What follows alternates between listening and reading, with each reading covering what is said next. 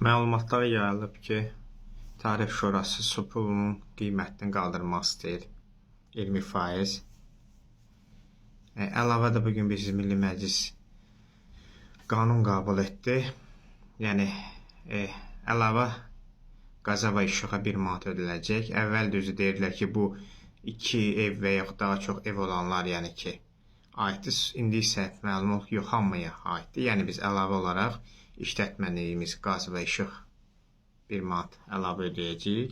Yəni Azərbaycanın qaz və işıq abunəçisi ümumi belə sayısı 6 milyondur civarındadır və hər il biz həmən o 1 manatlarla büdcəyə 72 milyon, yəni bizim cibimizdən əlavə pul yığılır, 72 milyon. Yəni biz saysaq bunu, əlavə bu 1 manatları 6 milyon abunəçi 1 manatdan 12 aya vuranda 72 milyon eləyir. Yəni ki, üstəlik də bunlar suyu qaldırmaq istəyirlər.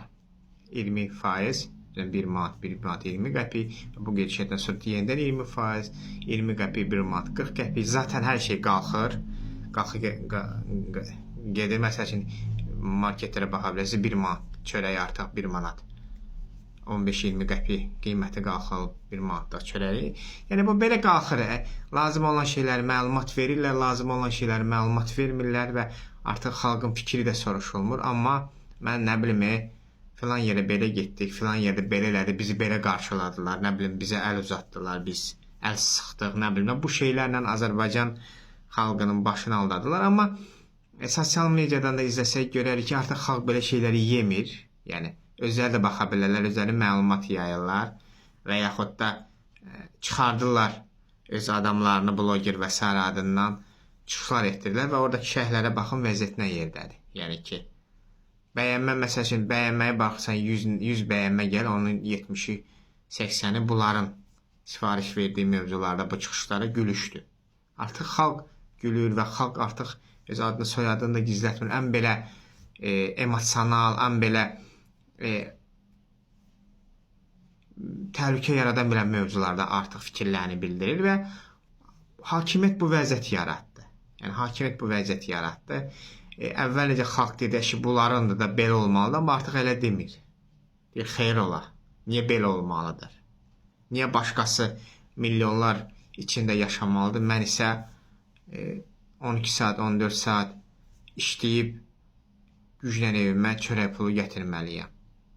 Bu artıq suallar doğurur və hər şeydə pul. Cərimələr bir tərəfdən, bu kommunal xərclərin qalxması bir tərəfdən, marketlərdən qiymətlər qalxır bir tərəfdən, o bir tərəfdən məktəblər pul yığır, universitetlərdə rüşvət, korrupsiya, bağçalardan tutmuş pul yığırlar, müxtəlif bayram gəldi pul ver. Nə bilim, nə oldu pul ver, süpürgənin pulu, onun pulu, hər şeyin pulu, düz addım atmadın pul, maşını orada saxlamadın pul.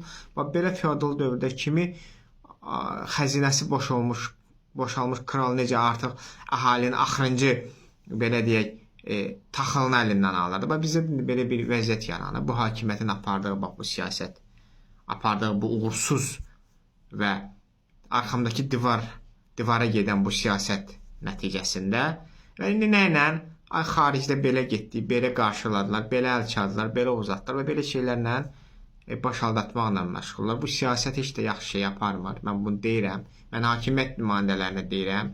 Mən o çıxartdığınız o sizin tapşırığınızı yerinə yetirən o Liza buludlara deyirəm, o yaltaqlara deyirəm və düz də onlar deyə bilər ki, bizə deyiblər də biz kimin ki biz də eləməliyik. O tapşırığı verənlərə deyirəm, bu səhv siyasətdir. Yəni addım səhvə doğru gedirsiniz, bu arxamdakı divara doğru gedirsiniz və özünüz gedirsiniz cəhənnəmə gedin.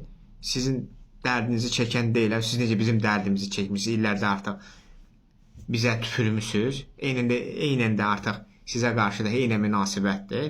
Amma dövləti, ölkəni aparırsınız ora. Biz də dövlətçi adam olduğu üçün, o sizin o dediyiniz dövlətçilik, o boğazdan oyuna getmək, yox, boş-boş, yox. Sözün əsl mənasında dövlətçi və dövləti sevən, ölkəni sevən, xalqını, vətənini, dinini, ümmətini, millətini sevən adamlar olaraq biz deyirik ki, dayanın, hələ gecdir dayanın, oturduğunuz budağı belə Doğranmayın. Çünki özünüz də düşəcəksiniz, özünüz düşünün. Amma o budaq da düşəcək. O budaq da hamımızın budağıdır. O budağın da adı ölkədir, dövlətdir, Azərbaycandır. Azərbaycanı yerə çırpmayın.